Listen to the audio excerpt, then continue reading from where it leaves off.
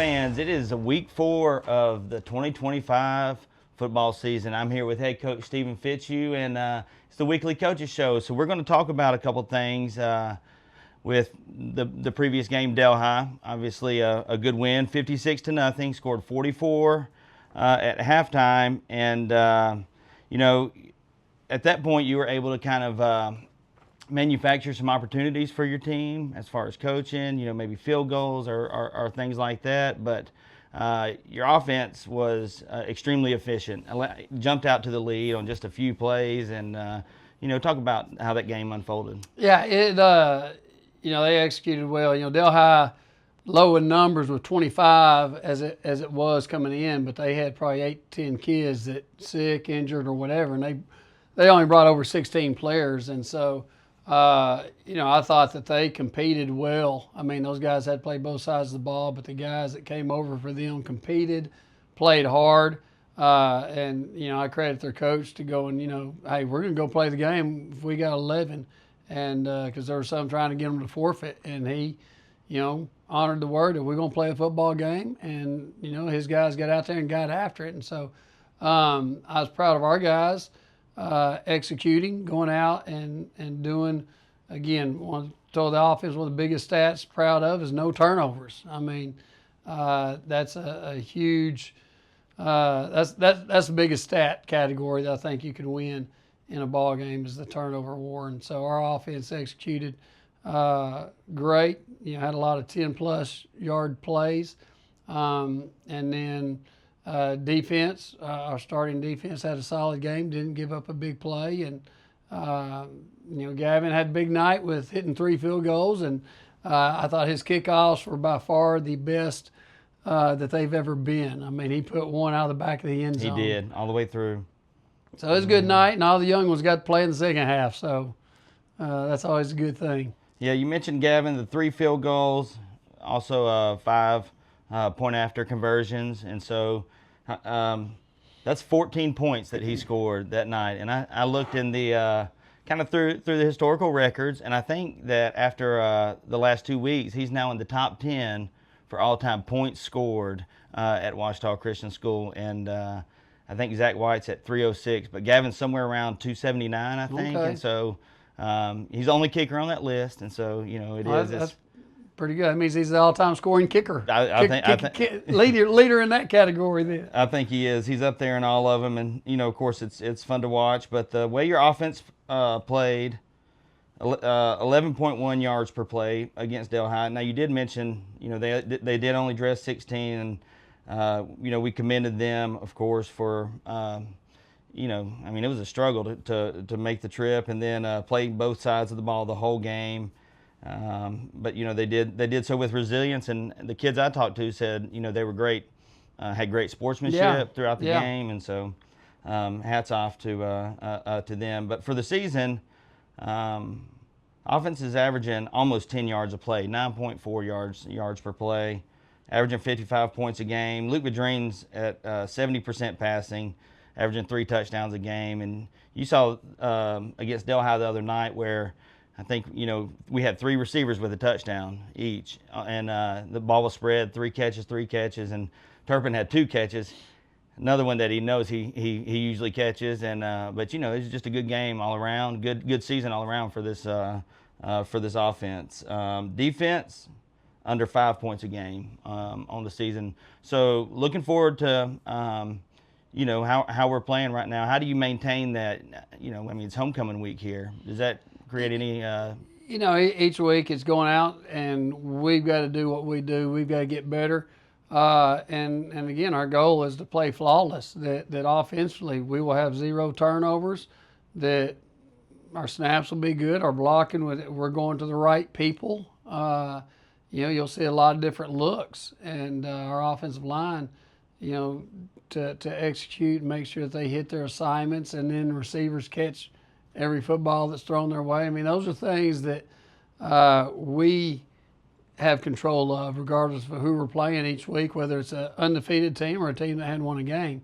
And so we got to get, again, just solid at the fundamentals of football, be great tacklers on defense. We still, have yet to go through a game without any missed tackles. And And so those are things that, again, we strive to work on and improve each and every week. Well, so it's working because you're off to a 3-0 start, and coming up this Friday, it's homecoming. As I mentioned, we're playing the Madison Jaguars. It also begins district play, Coach, and I do want to get into that game. But before we do, I do want to hear a word from our sponsor. You're listening to the OCS Weekly Coaches Show. Looking for a reason to try the new $5 meal deal at McDonald's?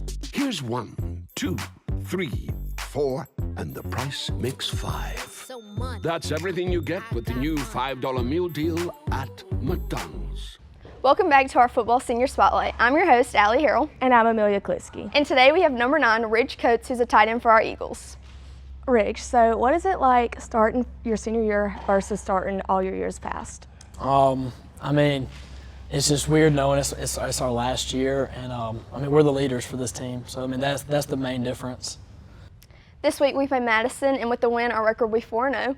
What goals do you have this year as a team and for yourself? I mean, of course, go undefeated. You know, with something we couldn't do last year, and hope to be back in New Orleans. Awesome. What is your favorite moment in a football game? Probably just the first drive of the game. You know, just getting to go out there, set the tone. You're not tired. That's the best part to me. What hobbies and other sports do you do outside of football? I do a lot of hunting and fishing, and if I'm not doing that, then I'm probably up here at the school working out or, you know, thrift shopping. Okay, since you're a senior this year, what are your plans for after you graduate? So it's either going to play college baseball somewhere or I'm going to go to Texas and probably work in the oil field. Awesome. Well, thank you so much for your time and good luck this Friday. Thank you for watching the OCS Senior Spotlight. Back to you, Coach K. Go Eagles.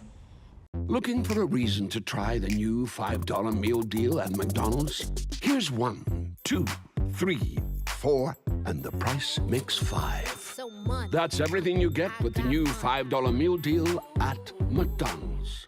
Thanks, Amelia, and welcome back to the Weekly Coaches Show. Again, I'm here with head coach Stephen Fitzhugh, and we're going to talk about the upcoming homecoming game, Week 4 game against the Madison Jaguars here at Eagle Stadium and Fitzhugh Field. All right, district play. All our district teams are 0-0 to start off right now, so we get into that. It's a little bit different this year. Well, not this year. Last year was the same, but our district has gotten so much bigger in the last couple of years, so we only have the 3 non-district games, and you know, if anybody wants to know why our schedule is the way it is, I mean, that has a lot to do with it. You know, I don't know what it's like, you know, what your plans are for next year. I don't know if we need to get into that, but We've started scheduling for the next cycle. yeah. Is there going to be a district shift after this year? I mean, there's always a district shift. I mean, now, you know, how that shakes out, that's something that numbers will get turned in next week, October 1st, from every school, and then the state will end up releasing, here are the numbers, and, you know, people will start kind of tracking and guessing where people will go, but, you know, that's one of those things that there's really no telling until they come out with districts, you know, whether you're going to be in a 6-team district and play 5 games for your district schedule or an 8-team district and play 7 games. That's just something yet to be seen. So I do not have this in my notes, and I didn't expect to talk about this, but I guess it's good for people to know that every 2 years that you have to go through that. You know, all the schools select, non-select, and they work the divisions out and the districts out. And so, and we never know exactly how it's going to turn out. Right. So. Right. All right, well, back to the game. So last year we played Madison. That was a weird game. There was no electricity in the whole town. And we packed up, the radio packed up, broadcast. You guys We were headed packing to up. the bus. Yep, I had actually put my bag in the back of my truck, and then they said, actually, we're playing. So then people had to turn around, and anyway, we finally get the game underway. Really windy game, I remember. And I also remember that we kind of plotted out to a 21-0 lead at half. I mean, the score looked good, but it didn't feel like we played very clean. Do you remember that game? Yeah, I agree. I thought we got off to a slow start. You know, both sides of the ball, offensively and defensively, that they moved the ball down the field on us, and that end up having a couple of turnovers and stuff like that. But our offense struggled.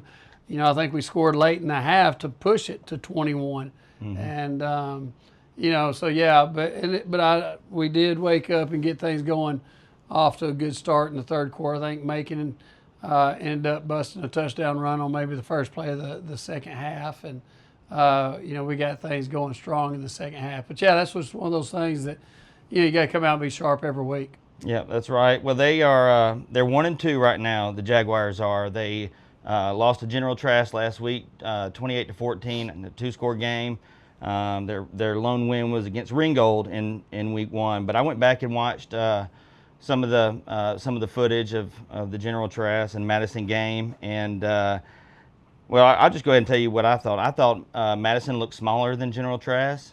But they definitely, that quarterback, when he gets outside of the pocket, that's when they got a couple guys that are dangerous with the ball in their hands in space. They do. I mean, quarterback's outstanding athlete, tailback's outstanding athlete, and I feel if they have, you know, 4 receivers, all their starting receivers are all guys that the quarterback can go to. Number 0, you know, for them is their tallest receiver on the outside, but again, all of their receivers offensively are guys that can catch the ball in space and make plays. And again, quarterback, strong arm, but he's a dangerous runner as well when he gets loose. And he and the tailback have both had several big runs this year.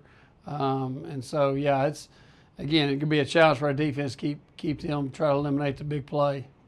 So last year our defense held them to under 100 yards. I think we're going to be challenged to do that again, you know, with the speed that this team has. On the other side of the ball, just looking at the General Trask game, it looked like General Trask was able to run the ball well. Is that, I mean... Yeah, General Trask moved the ball well down the field on them. And so, you know, again, our offense just needs to go out and execute and do the things that we're supposed to do. All right. Well, that's really all I have about this upcoming game against Madison for homecoming. No reason to be thrown off. Is halftime going to be extended, or you know? It's homecoming. Yep. So we got to make sure. Yeah, it'll be a 20-minute halftime for make sure all the girls get time to walk across that field. Well, it's hopefully the weather cooperates. It's going to be a great night, and hope all of you can come out to Fitzhugh Field. Last Eagle game Stadium. of September. Last game of September. Last home game for a couple weeks. Yeah, we got 2 weeks. 2 weeks on the road, and want to thank you guys for tuning in. Hope to see you out at the stadium on Friday night. Go Eagles!